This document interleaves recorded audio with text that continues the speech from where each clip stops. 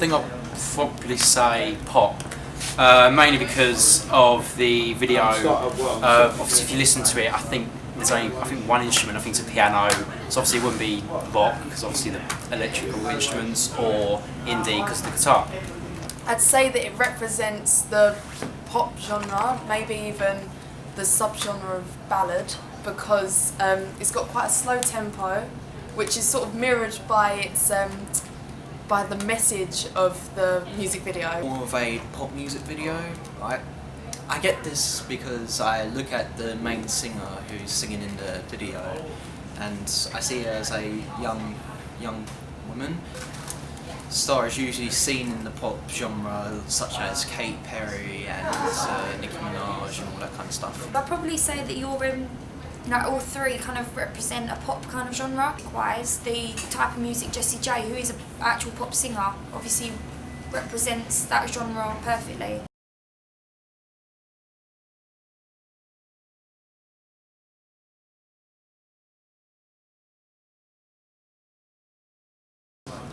Late teen, maybe early adult, mainly because it's dealing with problems that you deal with when you grow up, such as like people passing on.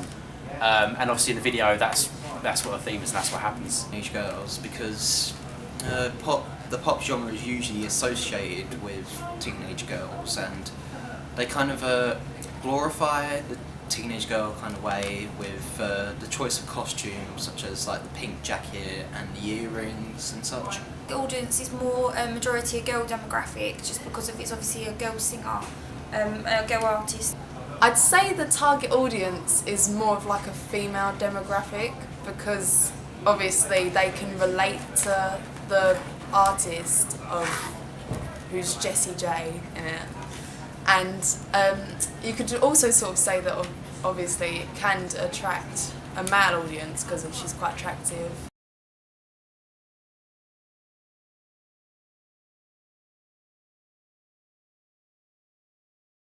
Certain parts, I quite like the use of editing. There's a part, I can't remember exactly what it is, but it's when the character goes into like a hedge, and when it comes back out, it's sort of it's flashbacks basically, but it's really, I think the editing was superb. I like the video effects that was put into it, such as the Polaroids turning into memories, use of black and white filters to create a moody and depressing kind of atmosphere. I really like how you've got the contrast between the black and white, which obviously supports the narrative side of the video, and the colour, and I like how obviously it demonstrates the past and the present quite well. How the singer, the main singer, kind of is taken from one location and placed in another, which is quite a grand location and easily recognisable with the London's background.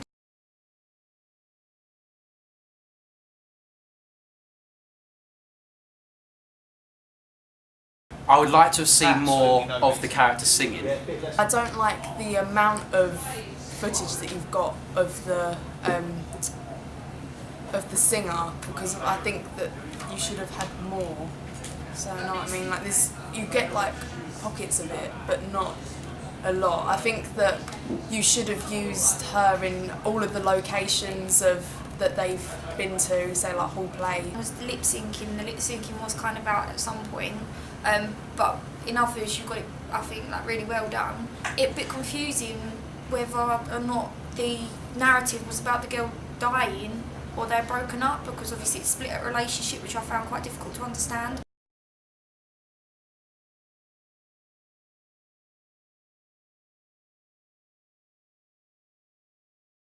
Digipack, I'll talk about that one first. I think the use of photography is fantastic. I like to say that when I first saw it, I thought it was the Adele Digipack. Like she's followed similar kinds of conventions from that Digipack. I also like the use of typography. I thought that's fantastic, and the colour scheme throughout. Obviously, some people might think it's a bit plain. However, in my opinion, I think it works really well, especially with the video. As for the poster, same thing really. I think the photography that she's used is fantastic, and I like how I don't know how you would say it, but it's like the old photographs. How she's done it in that like Polaroids, like the style of that. It works really well. How on the poster, you've got like black images and then you've got coloured images, so it sort of like shows the contrast of like the whole message of the story. Is the photography. I like how she engages with our audience. I like how you've used all the conventional furniture, like the barcode and the terms and conditions, and I like how you've used like the hit singles of your poster. Views of gaze theory, you kind of edited the way of the girl so that she looks more attractive to the male audience, such as you let her hair down and the earrings and the false eyelashes to make them bigger, and there was also some evidence of uses and gratifications. You're providing surveillance for the audience. Again, I really like how you've carried on that convention of keeping the Polaroid camera, and you have, instead of again just having Becky, you've actually broken it up with the narrative. The Jessie J is really bold, and I can see that, which is one of the main key aspects of the poster, as well as the day. Modern day technology of featuring the Facebook, Twitter and YouTube accounts, I think, and also you target your audience very well with that, because obviously the target audience does relate to them social networks. And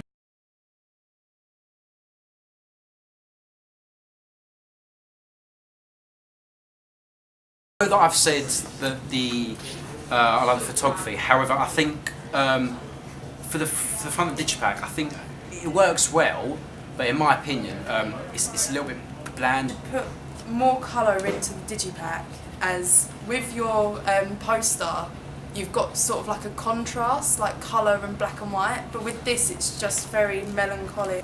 the quality of the digipack, the actual CD picture could be a little bit better, I suppose. Obviously the key singer is Becca.